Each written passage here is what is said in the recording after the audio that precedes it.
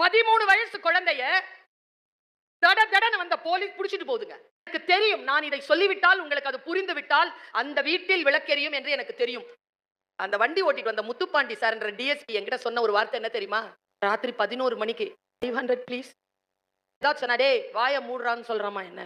ஏன்டா அப்படி சொல்றான்? பாக்க பாக்க எங்கேயோ நம்ம மிஸ் பண்றோம்ல. இத மட்டும் அவங்களுக்கு புரிய வச்சிரணும்ல. இது மட்டும் அவங்களுக்கு புரிய வச்சிரணும்னு துடிக்குது எனக்கு. அத மட்டும் புரிய வச்சுட்டு போறேன். மதுரையில சிறை கைதிகள் இருக்கிறாங்கயா. மத்திய சிறைச்சாலை இருக்கு. அந்த சிறைச்சாலையில இருக்கக்கூடிய கைதிகளுக்கு மோட்டிவேஷனல் ஸ்பீக்கர் யார் வேணும்னு சொல்லிட்டு ஒட்டு மொத்தமா 23,000 கைதிகள் கிட்ட, தண்டனை பெற்ற கைதிகள் கிட்ட கேட்ட பொழுது நிறைய பேர் டிக் பண்ணது, 19,000 பேர் டிக் பண்ணது என்னுடைய பேரை. அவங்க மோட்டிவேஷன் கொடுக்கட்டும் வரட்டும்னு நான் போயிருந்தேன் 3 வருஷத்துக்கு 2 வருஷத்துக்கு முன்னால. அப்படி நான் போறேங்க.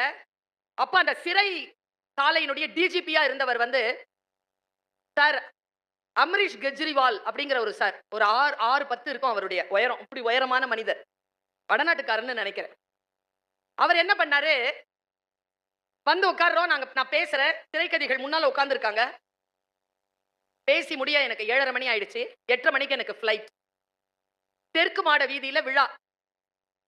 8:30 மணி ஃபிளைட்ட பிடிக்கவே முடியாது. 20 நிமிஷத்துக்கு முன்னால கதவு மூடினாதான் இன்ஜின் ஸ்டார்ட் ஆகும்.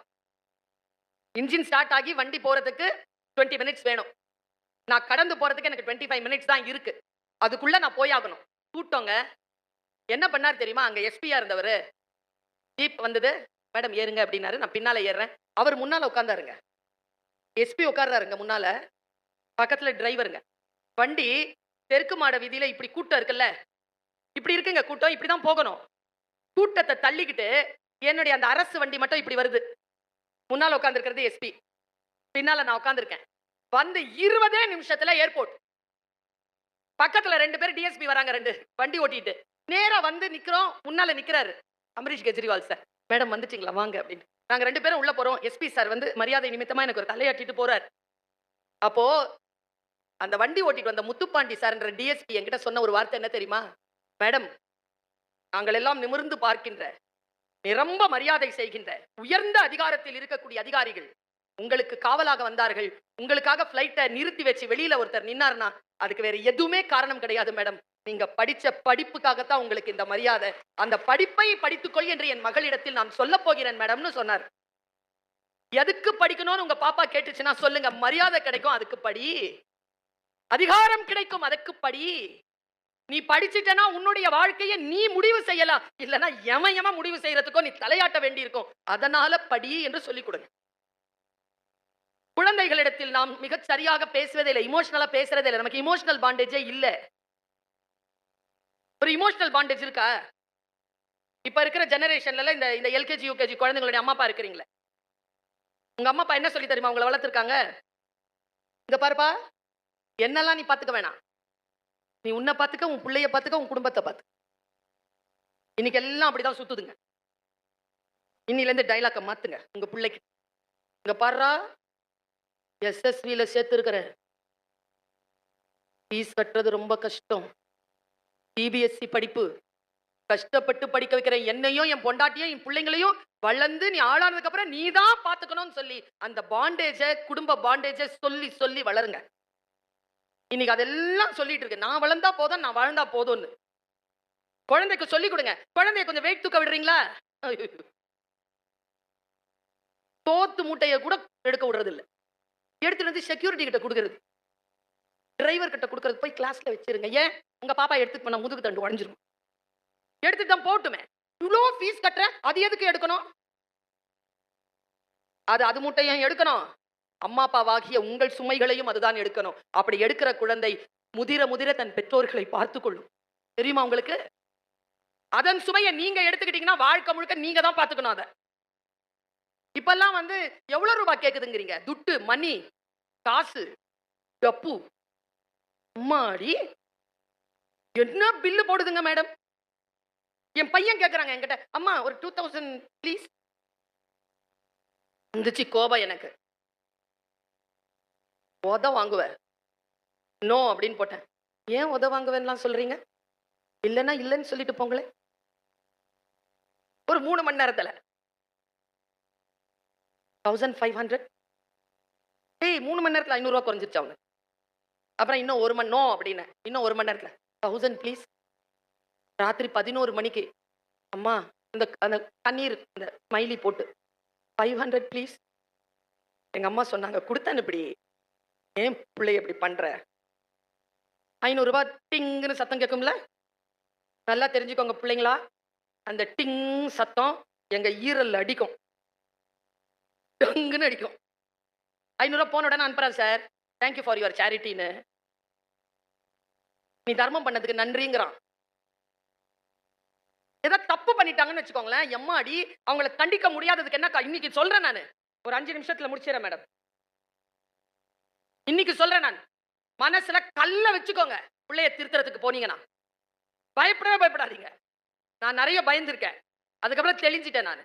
ஏன் தெரியுமா? தப்பு பண்ணிட்டு வந்து முன்னால நிப்பாங்க என் பையன். எப்படி நிப்பான் தெரியுமா? இந்த ஆஸ்பத்திரியில இருந்து பொறந்த உடனே இந்த வெள்ளை டவல்ல சுத்தி கொடுப்பாங்க தெரியுமா? பழம் மாதிரி ஒரு மூஞ்சி தெரியும்ல, ரோஜாப்பூ மாதிரி. அந்த மூஞ்சி வச்சுட்டு நிப்பாங்க. என்னன்னு திட்டுறது அவன? உடனே நமக்கு ஈரல் கொள்ள அப்படியே உருகிறோம்மா. சாரி பண்ண மாட்டேன். 25 வருஷமா சொல்லிட்டு இருக்கான். நம்மளை ஏமாத்துறதுக்குன்னு கடவுள் கொடுத்த ஆகப்பெரிய விஷயம் எதுன்னா நம்ம புள்ள. அதை நாம திருத்தி வளர்க்கணும் என்பது சாதாரண பணி அல்ல. அந்த பணியை நாம் முன்னெடுக்க வேண்டும் என்றால் நாம் சில விஷயங்களில் தெளிவா இருக்கணும். இந்த ஒரே ஒரு விஷயத்தை மட்டும் உங்களுக்கு கடத்திட்டு நான் போயிடுறேன். இன்னைக்கு காலையில ஒரு ரீல் பார்த்தேன். அதை எப்படி சொல்றது, நான் அனுராதா மேடம் கிட்டயும் அதை கடத்தினேன். நான் சொல்லும் போதே எனக்கு அழுக வந்துருச்சு. ஃபுல்லா முடிக்கல நான். அப்படியே சொல்றேன். ஒரு 2 பேர் பேசிக்கிறாங்க. அம்மா குரல் தான் வருது, பையன் தான் பேசுறான். ஒரு ரீல், ஒரு 20 செகண்ட்ஸ் ரீல். அந்த ரீல்ல, அம்மா இனிமேல் நீ வீட்டு வேலைக்கெல்லாம் போவாதம்மா. நான் வீட்டு வேலைக்கு போலனா உனக்கு யாரா ஃபீஸ் கட்டுவா, யாரா சோறு கொடுப்பா? சரிம்மா, நீ இப்ப எங்கம்மா வேலைக்கு போற நீ? உனக்கு தெரியாதடா, அந்த பக்கத்து தெருவுல புதுசா வீடு கட்டிட்டு வந்திருக்காங்களே, அவங்க வீட்டுக்கு தானடா போறேன். இனிமேல் அந்த வீட்டுக்கு வேலைக்கு போவாதம்மா. ஏன்டா? அந்த வீட்ல இருக்கிற பையன் தாம்மா என் வீட்ல என்னுடைய கிளாஸ்ல படிக்கிறான். சரி, நான் ஏதாச்சும் சொன்னா, டேய் வாய மூடுறான்னு சொல்றாமா என்ன? ஏன்டா அப்படி சொல்றான்? சொல்றான், டேய் உங்க அம்மா என் வீட்ல தான்டா வேலை செய்யுது.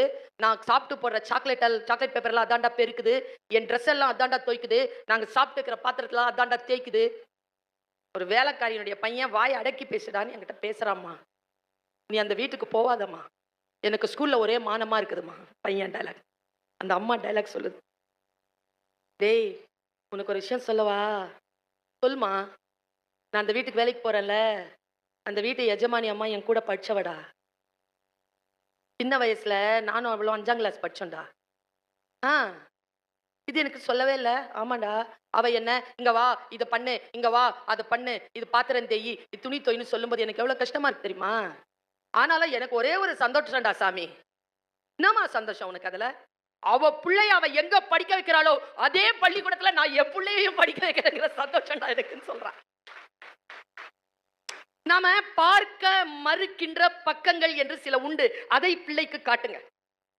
அவர்கள் எங்கே போக வேண்டும் என்று நாம் ஆழ்மனதில் நினைக்கிறோமோ அதுதான் அவர்களுக்கான வழி என்பதனை நாம் அவர்களுக்கு அப்படி காட்டி விட்டுறணும். பல நேரங்கள்ல நாம காட்டுறதே இல்லை. நான் இதை சொல்லி முடிச்சிடறேன். ஏன்னாப்பா, இந்த உலகத்துல குழந்தைகளே இல்லாதவர்களிடத்தில் கேட்டு பாருங்கள், குழந்தை பேர் என்ன என்றால் அவர்களுக்கு தெரியும். ஹாஸ்பிட்டலா போய் நிக்கிறாங்க. 3 வருஷம் 4 வருஷம் பிள்ளை பேரே இல்ல. இன்னைக்கு நமக்கு ஏதோ ஒரு கருவேப்பிலை கொத்து மாதிரி நம்ம வீட்டுல புள்ள இருக்குது. அந்த பிள்ளையை நாம் வளர்த்தெடுக்க வேண்டும் என்றால் என்ன செய்வது என்கின்ற ஒரே ஒரு செய்தியை மட்டும் நான் சொல்லிட்டு உட்கார்ந்துறேன். ஏன்னா கலை நிகழ்ச்சிகள் நடக்கணும், லேட் ஆகுது. என் மனசுல இருக்கிறது உங்ககிட்ட கடத்தணும்னு நினைச்சிட்டு இருக்கிறது, நான் எங்கெல்லாம் போறேனோ அங்கெல்லாம் சொல்றேன். இது ஏதோ மேடை பேச்சுக்காக சொல்வது அல்ல. எனக்கு தெரியும், நான் இதை சொல்லிவிட்டால் உங்களுக்கு அது புரிந்து விட்டால் அந்த வீட்டில் விளக்கெரியும் என்று எனக்கு தெரியும். அந்த தீபம் தான் அது.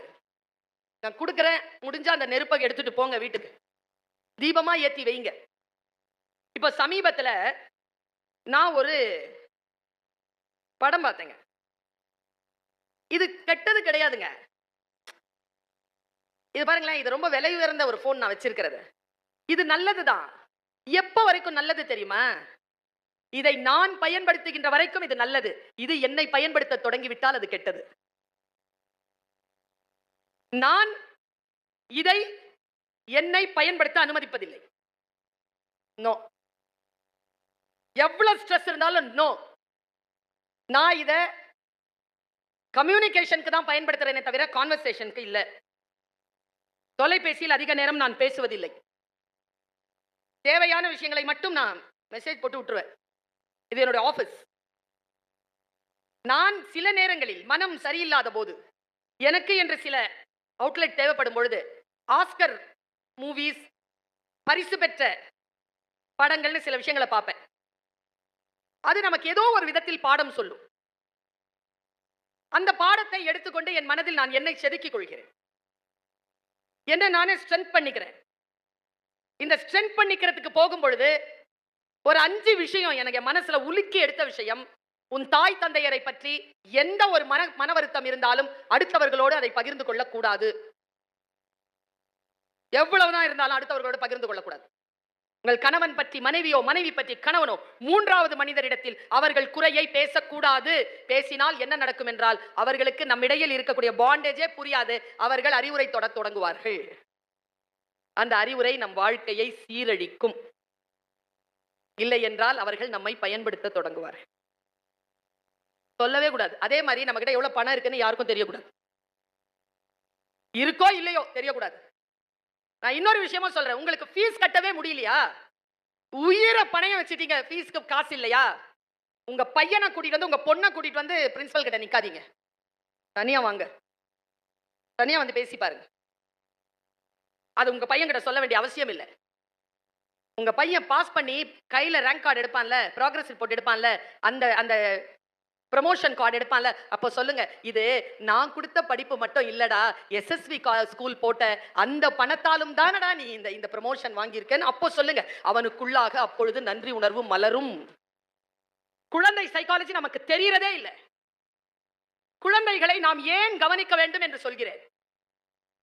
என் மனதில் வந்த மிக ஆழமான விஷயம், நம்முடைய இமோஷன், முக்கியமா பெண்களை சொல்றீங்க, திருமணமான பெண்கள், உங்களுடைய மனதில் இருக்கக்கூடிய இமோஷனல் வீக்னஸை நீங்க ஆணோ பெண்ணோ அடுத்தவர்களிடத்தில் பகிர்ந்து கொள்ளாதீர்கள். அவர்கள் உங்களுக்கு கொடுக்கக்கூடிய அறிவுரைகள் உங்களை பாழாக்கும். இல்லை என்றால் நீங்கள் பயன்படுத்தப்படுவீர்கள். அது உங்களுடைய குடும்பத்திற்கு ஆகாது. இதை சொல்ற துணிச்சல் யாருக்குமே கிடையாது, எனக்கு இருக்கு. ஏனென்றால் நான் குடும்பம் என்கின்ற நிறுவனத்தில் நம்பிக்கை கொண்டவள். இன்னொரு விஷயம் சொல்றேன், நான் இந்த தப்பு பண்ணிட்டேன்னு யாருக்கிட்டே டமாரம் போட்டுக்கிட்டே இருக்காதீங்க. தப்பை சரி செய்ய பாருங்க. நீங்கள் செய்யக்கூடிய சேரிட்டி இருக்கல, நன்மைகள் இருக்கல, அதை சுமந்துகிட்டே வெளியில சொல்லிக்கிட்டே சுத்தாதீங்க. அது உங்களை பலவீனப்படுத்தும். சொன்ன இந்த விஷயங்கள்லாம் மனசுல வச்சுக்கோங்க. இப்ப நான் சொல்ல போறது கேளுங்க. உங்க வீட்டுல நீங்க சினிமா பாக்குறீங்க தானே? பாக்குறீங்களா? எதுல பாக்குறீங்க? ஓடிடி இருக்கா?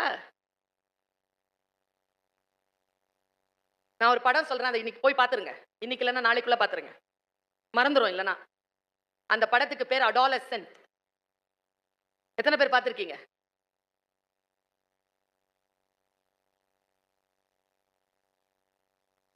யாருமே பார்க்கல. அது இங்கிலீஷ் படம் தான் இருந்தாலும் தமிழ்ல வந்திருக்குது. அது தமிழ்ல இருக்குது. நான் ஹிந்தியில கேட்டேன். அந்த படம் என்ன தெரியுமா? கவனமா கேளுங்க, நிமிர்ந்து உட்காருங்க எல்லாரும். ஏன்னா அது நிமிர்ந்து உட்காந்து கேட்கிற கதை. 2 minutes. உங்க பாப்பா டான்ஸை விட இது முக்கியம். காலையில் ஒரு 3:30-4 மணி இருக்குங்க. 4 எபிசோடு இருக்கு. நான் ஃபுல் கதையை சொல்ல போறது இல்லை, காட்சிகளை மட்டும் சொல்றேன். 4 மணி இருக்கும், 3:30-4 மணி இருக்கும். தட தட தட தடன்னு போலீஸ் வருதுங்க வீட்டுக்குள்ள, கதவை உடைக்குதுங்க. அந்த வீடு ஒரு மெக்கானிக் வீடு. ஒரு சாதாரண நடுத்தர குடும்பத்தின் அன்பான கணவன் மனைவி, வளர்ந்த இளம்பெண் ஒரு பெண், மூத்த பொண்ணு, 13 வயசுக்கு ஒரு பையன். 13 வயசுல யார வீட்டிலாவது குழந்தைகள் இருந்தால் கவனம். அவர்கள் டீன் என்ற ஏஜ்க்கு வருது. 12 அப்படிங்கிறதுல இருந்து 13 அப்படி வருது. என் பையன் சொன்னாங்க என்கிட்ட, அம்மா from today I am teen. என்ன இதுக்கு அப்போ என்ன சொல்ற, என்ன செய்யணும்? give respect, take respect. இன்னைக்கும் காதுல ஒலிக்குதுங்க. காலையிலங்க 6 மணிக்கு எந்திரிச்சிட்டு சொல்றான் ஹாப்பி பர்த்டே பேபினா, I am no more baby, I am teen 13. அதுக்கு என்ன பண்ணணுங்கிற அப்படின்ற give respect and take respect. வளர்ந்துட்டான் புள்ள. 13 வயசு குழந்தைய தட தடன்னு வந்த போலீஸ் புடிச்சிட்டு போகுதுங்க. நீங்க அந்த படத்தை பாருங்க. அந்த புள்ள எப்படி தெரியுமா இருக்கிறான்? ஒரு கோழி குஞ்சு இருக்கு இல்லைங்க, அதனுடைய இறகு மாதிரி இருக்காங்க. அவன் கறந்த பால் இருக்குல்ல, அந்த பால் மாதிரி இருக்கான். புள்ள அவ்வளோ இன்னசென்ட்டா இருக்குங்க. குற்றம் என்ன தெரியுமா? 13, 14 வயது பெண்ணை 22 தடவைக்கு மேலாக கத்தியால் குத்தி கொலை செய்திருக்கிறான். அவன் சொல்றாங்க, நான் எனக்கு என்ன நடக்குதுன்னே தெரியல, அப்பா அப்பா தெரியல, அப்பா அப்பா அப்பான்னு கத்துறான். போலீஸ் ஸ்டேஷன் கூட்டு போறாங்க, அவனை ரிமாண்ட் பண்றாங்க, அவனை ஜுவைனைல்ல போடுறாங்க. எல்லாரும் மனித உரிமை ஆட்கள் வராங்க, சைக்காட்ரிக் வராங்க. ஆனா அவன் அப்பா அப்பா அப்பா தான். அப்பாட்ட அவன் ஒரே வார்த்தை சொல்றான், அப்பா நான் இது செய்யலப்பா, அப்பா என்னை காப்பாத்துவீங்கல்லப்பா, எனக்கு இது என்ன நடக்குதுன்னு தெரியலப்பா, அப்பா நான் போய் செய்வேனப்பா, எனக்கு என்ன நடக்குது, அப்பா நீ நம்புறல்லப்பா, அப்பா நீ நான் நம்புறேன்பான்றாரு அவங்க அப்பா. அப்படியே பிடிச்சிக்கிட்டு அழுகுறாங்க. அவங்க அப்பா குலுங்குறாரு பாருங்க. எப்படிதான் அந்த நடிகர்களை தேர்ந்தெடுத்தான்னு தெரியல. குலுங்கி குலுங்கி அழுறாரு. நான் காப்பாத்துறேன்ப்பா, என் பிள்ளை நல்லவனை எனக்கு தெரியும் பாக்குறாரு. அவன் அப்ப கொஞ்சம் கண்ணை தொடச்சுக்கிட்டு இப்படி நிக்கிறான். 1 வருஷம் நடக்குதுங்க இந்த டிராமா. ஒரு சைக்காட்ரிக் கண்டுபிடிப்பாங்க அவன் கண்ணுல இருக்கிற மிருகத்தனத்தை. கண்டுபிடிச்சிட்டு 1 வருஷம் அப்புறமா அவனுடைய அப்பாவுடைய பிறந்த நாள் அன்னைக்கு ஒரு போன் வரும். அவன் பையன் எடுப்பான். அப்பா 14 வயசு அப்பா அவனுக்கு. அப்பா நான் தான் இந்த கொலையை செஞ்சேன்னு நான் ஒத்துக்கலான்னு இருக்கிறேன்ப்பா அப்படிமா. நான் ஒத்துக்கிறேன்ப்பா, நான் தான்ப்பா செஞ்சேன். இது வைஃப் சொன்ன வார்த்தை தான் நீங்க இப்ப வீட்டுக்கு எடுத்துட்டு போற வார்த்தை. நான் சொல்றதை விட படம் சூப்பரா இருக்கும். அவ சொல்லுவா, நீங்க தான் அவன் எதை சொன்னாலும் நம்புவீங்க அப்படிங்கிற பிம்பத்தை சின்ன வயசுல இருந்து ஏற்படுத்திட்டீங்க. அவன் போட்ட அப்புறமா அவன் அழுவாங்க. ஆமால ஆமால, சாரி மை சன், என் மகனே என்னை மன்னித்து விடு, நான் I can be the better person, நான் இதைவிட சிறந்த மனிதனாக உன் முன்னால் இருந்திருக்க முடியும். நீ 12ஆம் தேதி 12 வயதிலே நீ வெள்ளிக்கிழமை போய் என்னது ஸ்லீப் ஓவர் என்று சொல்லிவிட்டு சனிக்கிழமை வருகின்ற பொழுது சின்ன பையன் தானே என்று நான் உன்னை அனுமதித்தேனே. நீ ராத்திரி முழுக்க போன்ல இருக்கும்போது சின்ன பையன் தானே அப்படின்னு சொல்லிட்டு நான் உடனே லைட் ஆஃப் பண்ணுவேன். நீ கீழ்ப்படுகின்ற குழந்தை என்று உன்னை நம்பினேனே. உனக்கு பின்னால் இவ்வளவு பெரிய குற்றவாளி வளர்ந்து கொண்டிருக்கிறான் என்று ஒரு தகப்பனாக எனக்கு தெரியாமல் உன்னை கண்காணிக்காமல் இருந்ததற்காக என்னை மன்னித்து விடு மகனே என்று சொல்லி அவனுடைய சின்ன பொம்மையை அந்த படுக்கையில போட்டு அதுக்கு போர்வை போட்டு அழுது முடிப்பான் அந்த படத்தை. நான் இங்க நிறுத்துறேன். நம் குழந்தைகளை நாம் கண்டிக்க வேண்டாம். கண்காணிப்போமா? கண்காணிப்போமா? போன்லயே இருக்காதீங்க, உங்க பிரச்சனையே பேசிட்டு இருக்காதீங்க, உங்கள் பிள்ளையை கண்காணியுங்கள். ஒருவர் இன்னொருவர் மீது பழி போடாமல் கண்காணிப்பீர்களா? சைலேந்திர பாபுன்னு ஒருத்தர் பெரிய மனுஷன், ஒருத்தர் டிஜிபியா இந்த நாட்டுல இருந்தார். ரிட்டையர் ஆகிப்பவும் இருக்கிறார். போன வருஷம் தான் ரிட்டையர் ஆனார். அவரை பேட்டி எடுத்தேன் நான். அதற்கு முன்னால் 20 ஆண்டுகளுக்கு முன்னால் அவர் பேசியதை நான் கேட்டிருக்கிறேன். தன்னுடைய ரிட்டையர்மெண்ட் ஃபங்க்ஷன்ல அவர் ஒரு சல்யூட் வச்சாருன்னா அது யாருக்கு வச்சாருன்னா தன் அம்மாவுக்கு வச்சாரு. வேற யாருக்கும் வைக்கல. அவரு நேரா போய் அவங்க அம்மாவுக்கு ஒரு சல்யூட் வச்சாரு. நான் இன்டர்வியூல கேட்கிறேன், நீங்க உங்க அம்மாவுக்கு சல்யூட் வச்சீங்களா ஏன் சார்னு. நான் இன்னைக்கு இப்படி இருக்கிறது காரணம் எங்க அம்மா தான் சொன்னார். அவரு என்ன சார் சொல்றீங்க, டீடைலா சொல்லுங்கன்னு சொன்ன விஷயத்த சொல்றேன். 10ஆம் கிளாஸ் படிச்சிட்டு இருக்கும்போது அவங்க அப்பாவுடைய பேக்ல இருந்து ஏதோ காசு காணுமா, 5 ரூபா. யார் எடுத்தாங்கன்னு வீட்டுல தெரியல. அடுத்த நாள் அவங்க அப்பா கேட்டிருக்காரு யார் எடுத்தீங்கன்ட்டு. யாருமே இல்ல இல்லன்னு சொல்லிட்டாங்க. 17-18 வருஷம் கழிச்சு போலீஸ் உடையில அவங்க அம்மாட்ட முதல் சம்பளத்தை கொடுத்துட்டு ஆசீர்வாதம் வாங்க வந்திருக்காரு. அப்போ ஒரு கன்ஃபெஷன் பண்ணியிருக்காரு. அம்மா இன்னில இருந்து கொஞ்ச நாளைக்கு முன்னால நான் 10 வயசு இருக்கும்போது அப்பாவுடைய பர்ஸ்ல இருந்து 5 ரூபா காணும் இல்லம்மா. ஆமா. சாரிம்மா. என்னப்பா? அதை நான் தாம்மா எடுத்தேன். அந்த அம்மா சொன்ன பதில் எனக்கு தெரியும்பா. எப்படிமா பாத்தீங்களா? இல்லப்பா. பின்ன எப்படிமா தெரியும் நான் தான் எடுத்தேன்னு? அப்பா நீ எடுத்தியான்னு உன்னை கேட்கும்போது நான் எடுக்கலன்னு நீ சொன்னதை நான் நம்பலப்பா. இவ்வளவுதாங்க பேரண்டிங்.